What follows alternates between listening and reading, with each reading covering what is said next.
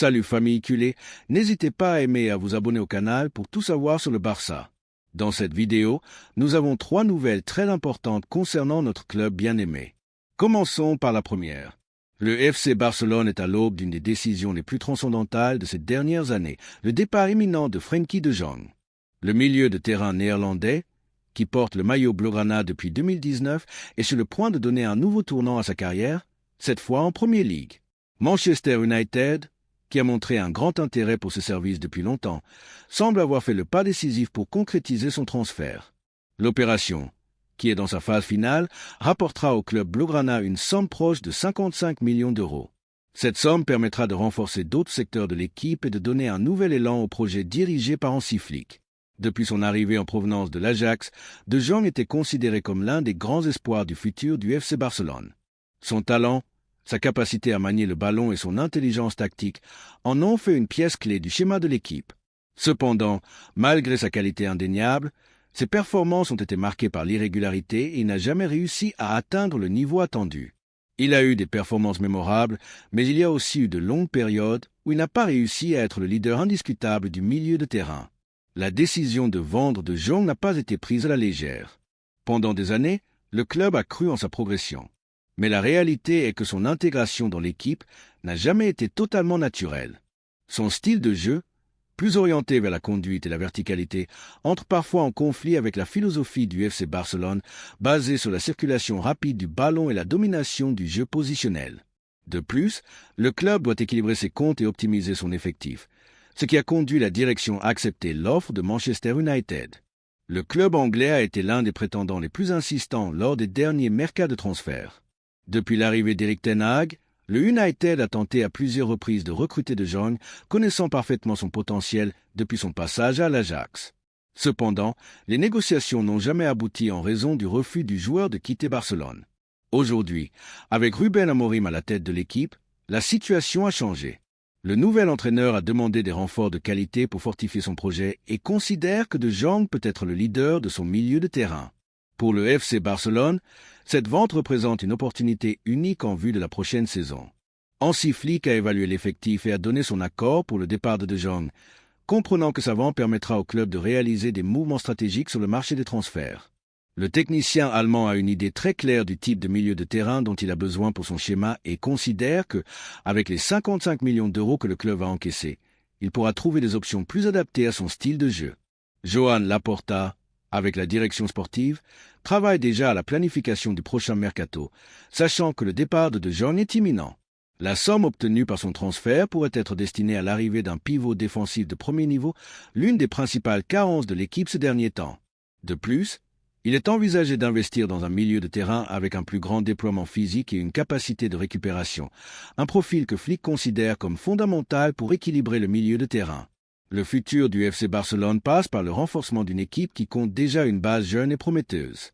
La présence de Pedri et Gavi comme référence du milieu de terrain offre des garanties à long terme, tandis que des joueurs comme Fermin Lopez ont démontré être prêts à assumer un rôle plus protagoniste. Dans ce sens, le départ de De Jong ne permettra pas seulement un répit financier, mais ouvrira également la porte à de nouvelles incorporations qui pourraient être déterminantes dans l'évolution de l'équipe. Au-delà de l'aspect économique et sportif, l'opération répond également à la nécessité de prendre des décisions courageuses pour continuer à avancer dans le projet de reconstruction du club. Le FC Barcelone a traversé des moments compliqués ces dernières années. Bien que la stabilité revienne peu à peu, il reste des ajustements à réaliser pour garantir un avenir réussi. La vente de Jong s'inscrit dans cette stratégie, car elle permettra de libérer de la masse salariale et de réinvestir dans des transferts qui s'adapteront mieux aux besoins de l'équipe. La deuxième nouvelle concerne une décision importante au sein du club. Pablo Martin est devenu l'une des grandes pépites du football espagnol, et son talent n'a pas échappé au FC Barcelone. Le jeune milieu de terrain de la Real Sociedad a démontré un niveau extraordinaire ces derniers mois, se consolidant comme une pièce fondamentale dans le schéma de son équipe. À seulement 21 ans, il a prouvé qu'il possède tout ce qu'il faut pour triompher au plus haut niveau, et sa capacité à manier le jeu depuis le milieu de terrain en a fait l'un des joueurs les plus convoités du moment. Le FC Barcelone suit de très près son évolution et envisage sérieusement son recrutement. Hansi Flick, qui a rejoint le banc blaugrana avec l'intention de construire une équipe dynamique et talentueuse, voit en Martin un renfort idéal pour son projet. Sa vision du jeu, Son intelligence tactique et sa qualité technique s'intègrent parfaitement au style culé, et la direction est consciente que peu d'opportunités comme celle-ci se présentent sur le marché. Le match qu'il a disputé récemment contre le Real Madrid en Coupe du Roi a été une démonstration de talent et de maturité footballistique. Martin n'a pas seulement tenu tête à une équipe de grande qualité, mais il est devenu l'axe du jeu de la Real Sociedad, dirigeant le milieu de terrain avec personnalité et précision. Sa performance n'est pas passée inaperçue, et beaucoup à Barcelone considèrent qu'il serait un transfert stratégique pour renforcer l'effectif. Le FC Barcelone sait qu'il doit continuer à miser sur des jeunes joueurs capables de marquer une ère au club. Il l'a déjà démontré avec l'émergence de Pedri et la croissance de Gavi, mais le milieu de terrain est une zone où il est toujours bon d'avoir plusieurs variantes. Martin pourrait apporter fraîcheur, créativité et une capacité organisationnelle qui le distinguent parmi les milieux de terrain de sa génération. L'intérêt du club blaugrana pour Pablo Martin n'est pas un hasard. La cellule de recrutement analyse son rendement depuis des mois et tout indique que les conversations pour un éventuel rapprochement pourraient s'accélérer dans les prochains mois. La Real Sociedad est conscient que sa jeune étoile est dans le viseur de plusieurs équipes en Europe, mais le FC Barcelone a l'avantage de lui offrir un projet footballistique qui s'aligne parfaitement avec ses caractéristiques. Le style de Martin s'accorde avec l'identité du FC Barcelone. C'est un joueur qui pense vite, capable de filtrer des passes entre les lignes et qui comprend le jeu de possession comme peu d'autres à son âge. De plus, son déploiement physique et sa capacité à presser en font un milieu de terrain moderne capable de s'adapter à différentes nécessités tactiques. Hansi Flick apprécie particulièrement ce type de footballeur, et il ne serait pas surprenant que, dans les prochaines semaines, le club fasse un mouvement pour assurer son incorporation. Bien sûr, recruter Martin ne sera pas facile. La Real Sociedad est un club qui sait bien prendre soin de ses talents et qui ne laissera pas partir sa jeune étoile sans une négociation sérieuse. Cependant, le FC Barcelone a des arguments de poids pour convaincre à la fois le joueur et son entourage. La possibilité de jouer dans une équipe avec des aspirations à tous les titres, sous la direction d'un entraîneur de prestige et dans un système de jeu qui valorise son talent, pourrait être clé pour que Martin voie d'un bon œil un avenir au Camp Nou. Le FC Barcelone a déjà démontré par le passé qu'il sait devancer la concurrence lorsqu'il s'agit de recruter de jeunes talents. Ces dernières années, il a réussi à attirer des promesses comme Pedri, qui est arrivé de Las Palmas sans faire beaucoup de bruit et qui a fini par devenir une pièce clé de l'équipe. Avec Pablo Martin, l'histoire pourrait se répéter. C'est un joueur avec une projection énorme et son potentiel de croissance est encore plus grand s'il est entouré de footballeurs de premier niveau. La troisième nouvelle concerne un changement important au Real Madrid. Le FC Barcelone est sur le point d'annoncer le retour d'Adama Traoré, qui est en partance du Fulham et qui a reçu l'aval d'Hansi Flick pour renforcer l'effectif blaugrana. L'ailier espagnol, formé à la Masia, va de nouveau porter le maillot du club qu'il a vu naître footballistiquement, dans une opération considérée comme clé dans la planification de l'équipe. Son transfert, qui se fera à coût zéro, est une opportunité que la direction n'a pas voulu laisser passer, car le club doit renforcer son attaque sans réaliser de grandes dépenses économiques. Adama Traoré n'arrive pas pour être titulaire indiscutable, mais son incorporation se présente comme un renfort stratégique dans la rotation offensive de l'équipe. Avec les départs imminents de Ferran Torres et Ansu Fati, Flick voit dans le puissant ailier une pièce importante pour compléter l'effectif.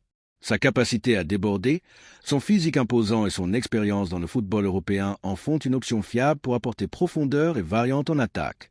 Le technicien allemand a analysé les options que propose le marché et a donné son accord pour l'opération.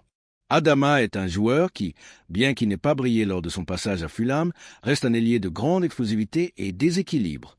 Son étape au Wolverhampton a démontré que, lorsqu'on lui donne confiance et un rôle clair, il peut être un élément différentiel dans certains contextes de match.